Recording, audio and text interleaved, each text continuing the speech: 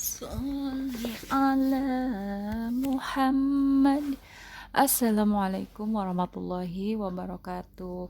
Alhamdulillah sudah hari Jumat, sebentar lagi weekend ya, libur.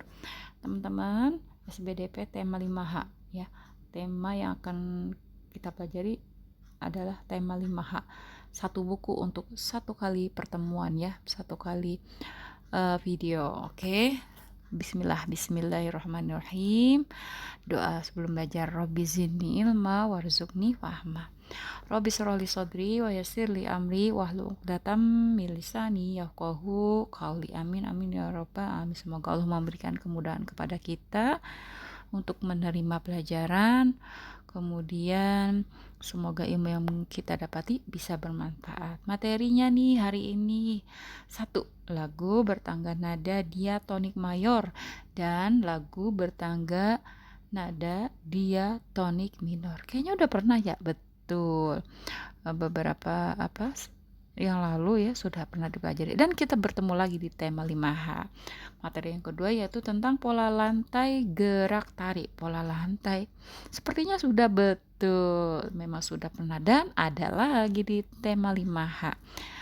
Materi yang ketiga adalah keunikan tari kreasi daerah. Kayaknya pernah dengar, iya betul, kayaknya juga pernah dibahas ya teman-teman ya. Dan yang terakhir adalah gambar cerita. Ini juga kayaknya udah betul, Masya Allah. Tema 5H ini seolah-olah hanya untuk evaluasi ya teman-teman ya. Semoga bisa tambah mengerti. Seperti itu ya teman-teman ya, materinya ada 4. Lanjut kepada pembahasan kita yang pertama, yaitu tangga nada diatonik.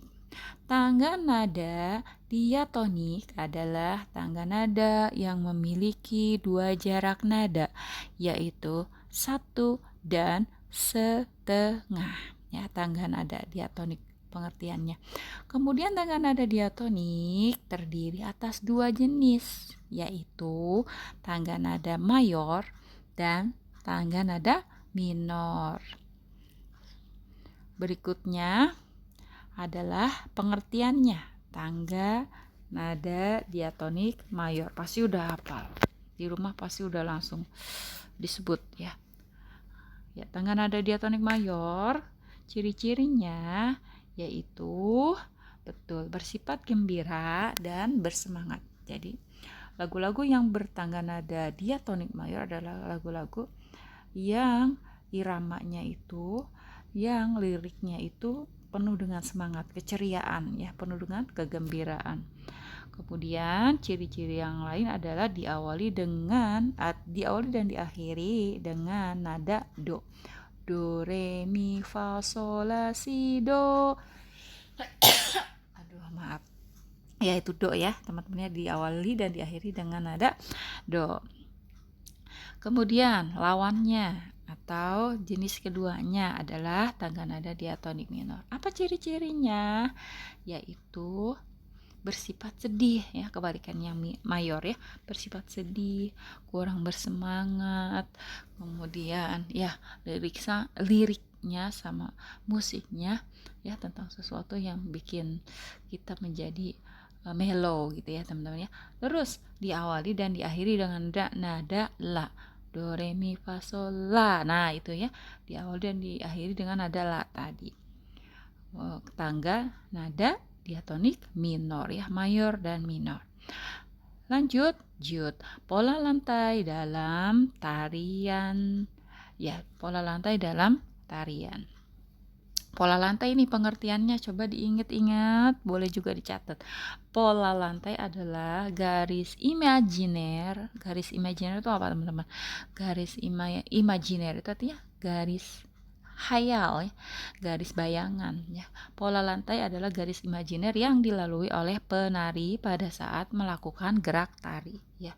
Kenapa kok penari itu kalau melakukan gerakan kompak ya?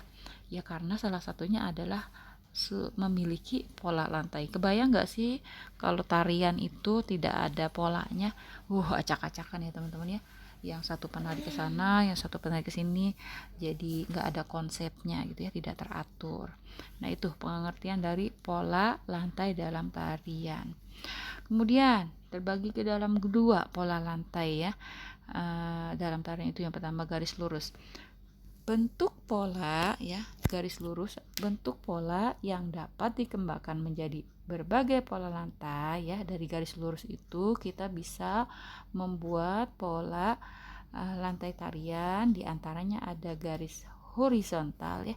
Horizontal tuh garis ke samping teman-teman. Nah, garis ke samping lurus itu namanya horizontal. Kemudian ada garis lurus ke depan atau bisa disebut dengan vertikal, diagonal, ada segitiga, segi 4 sama segi 5. Itu termasuk ke dalam garis lurus pada pola lantai. Tapi ada juga garis lengkung ya. Kita juga bisa membuat pola lantai garis lengkung. Bentuk pola garis lengkung dapat dikembangkan menjadi berbagai pola lantai. Di antaranya ya bisa dengan pola setengah lingkaran atau lingkaran, terus angka 8, garis lengkung depan, garis lengkung belakang ya. U itu ya, U atau kebalikannya U. Nah, itu dia garis lengkung dan garis lurus ya. Dan ada contoh-contohnya atau pengembangannya.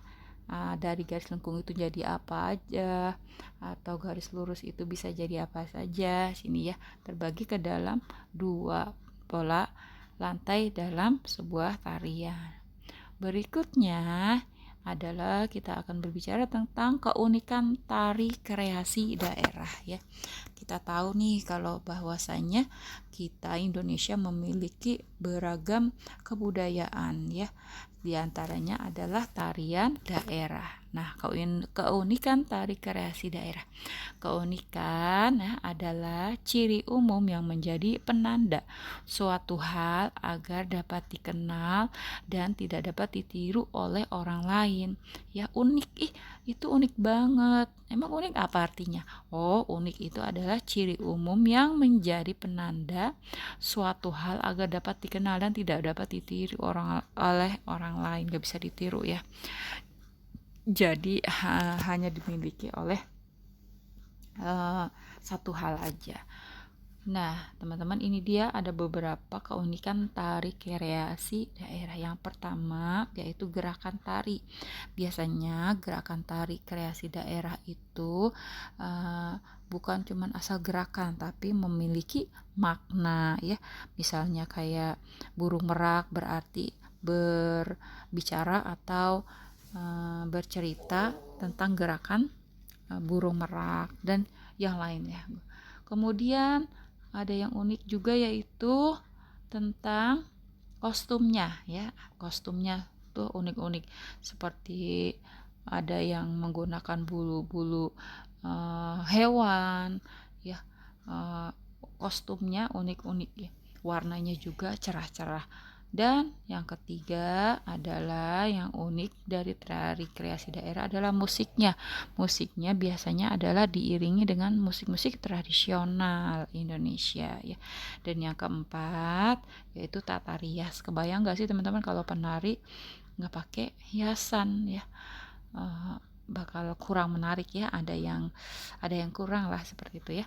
Ya, ada gerakannya, kostum, musik jadi sama tata rias menjadi keunikan tersendiri dari tari kreasi daerah. Berikutnya ini ada cerita, gambar cerita ya. Maksudnya gambar cerita. Gambar cerita adalah gambar yang menceritakan suatu peristiwa yang terjadi dalam sebuah cerita. Itu dia pengertian dari gambar cerita. Nah, ini ada terbagi ke dalam dua ya teman-teman ya. Yang satu udah keluar aja. Yang satu komik strip namanya. Terus yang kedua adalah komik humor ya.